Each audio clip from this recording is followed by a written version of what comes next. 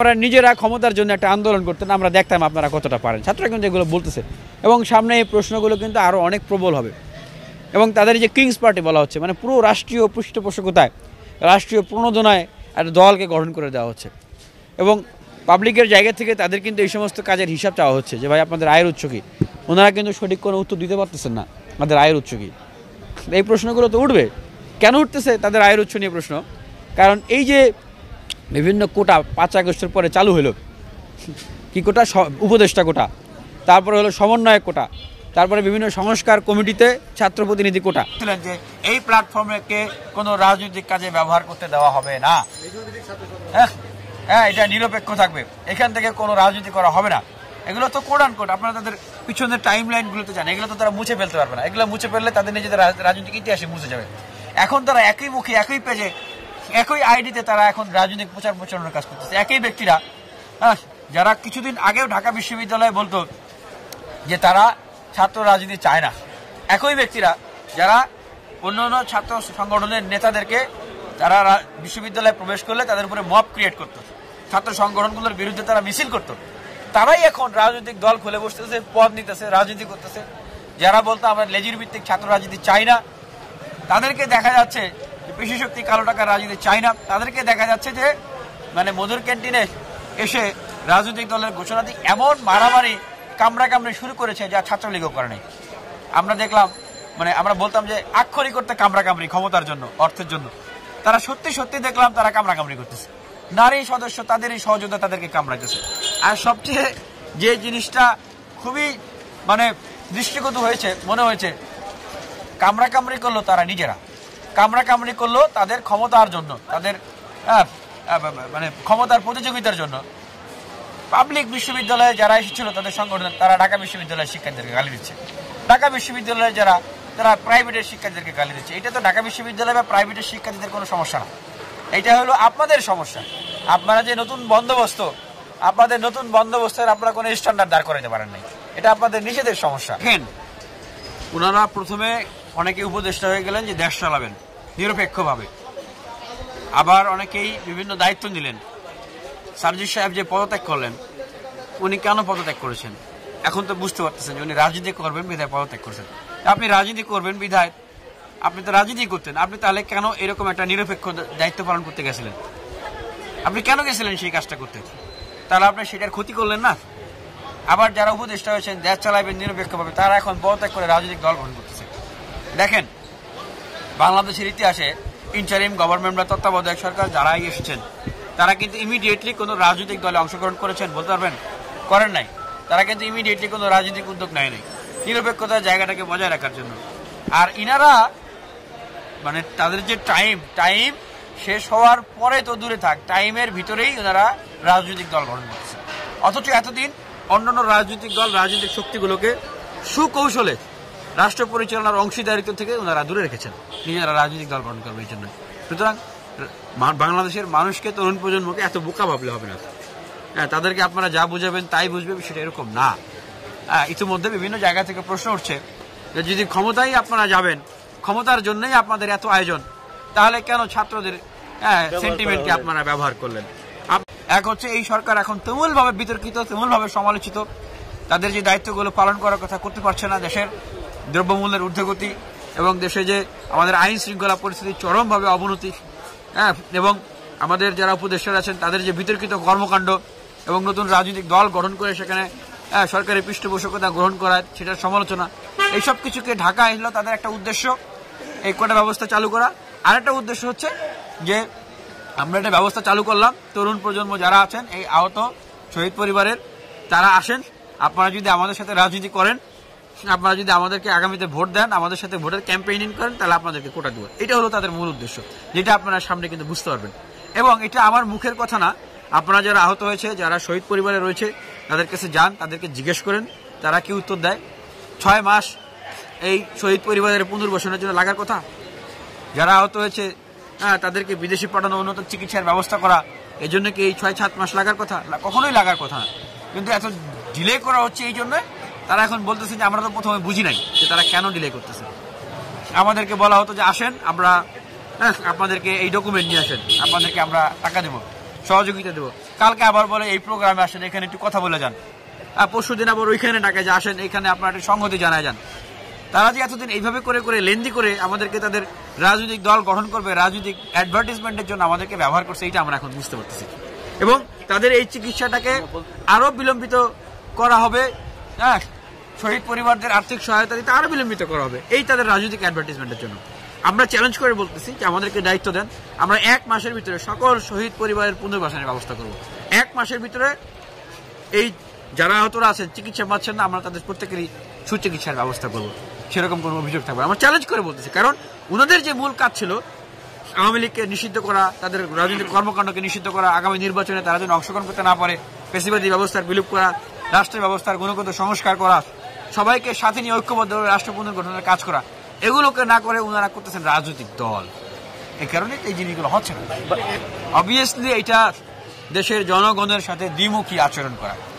ওনারা বলতেছেন যে নয়া বন্দোবস্ত, তার মানে কি they want to do better something than others, অন্যদের চেয়ে ওনারা ভালো কোনো কিছু করতে চান। তো অন্যদের চেয়ে যদি ওনারা ভালো কোনো কিছু করতে চান, তাহলে ঠিক আমরা আগে যেভাবে দেখতাম, হ্যাঁ, যে আওয়ামী লীগের নেতারা, বিভিন্ন রাজনৈতিক দলের নেতারা, তারা ভোটের জন্য, নির্বাচনের রাজনীতির জন্য নানান রকমের কথা বলতো, সকাল বিকালে পল্টি নিত। ওনারা অভ্যুত্থানের চেতনা, মানে এই সময় বাংলাদেশের মানুষের কাছে সবচেয়ে মূল্যবান যে চেতনা এবং যেটা সামগ্রিক একটা সম্পদ, সকলের অংশগ্রহণের সম্পদ, হ্যাঁ, ছাত্র জিগার বলেন, ছাত্র শক্তি, ছাত্র দল, ছাত্র শিবির, ইউনিয়ন, সব ছাত্র সংগঠনের এবং সকল রাজনৈতিক দলের, সেটাকে এককভাবে কুক্ষিগত করে ওনারা প্রথমে বলেন ওনারা এটাকে কোনো রাজনৈতিক কাজে ব্যবহার করবেন না। এবং আন্দোলনের সময় বলতেছে নিজেরা ক্ষমতার জন্য একটা আন্দোলন করতেন, আমরা দেখতাম আপনারা কতটা পারেন। ছাত্ররা কিন্তু এগুলো বলতেছে এবং সামনে এই প্রশ্নগুলো কিন্তু আরো অনেক প্রবল হবে। এবং তাদের যে কিংস পার্টি বলা হচ্ছে, মানে পুরো রাষ্ট্রীয় পৃষ্ঠপোষকতায়, রাষ্ট্রীয় প্রণোদনায় একটা দলকে গঠন করে দেওয়া হচ্ছে এবং পাবলিকের জায়গা থেকে তাদের কিন্তু এই সমস্ত কাজের হিসাব চাওয়া হচ্ছে যে ভাই আপনাদের আয়ের উৎস কি। ওনারা কিন্তু সঠিক কোনো উত্তর দিতে পারতেছেন না, আমাদের আয়ের উৎস কি।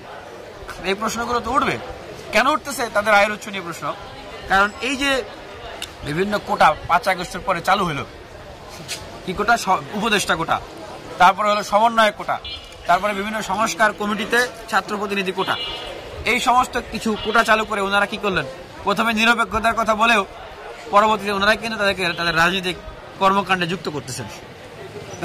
এবং আমরা দেখলাম এই কোটাগুলো ব্যবহার করে এখন তারা বলতেছে যে দল চালাইতে টাকা লাগে, চাঁদা দেয়, বিভিন্ন কমিটির তারা এখন লাভজনক পদে হাজির হইতেছেন।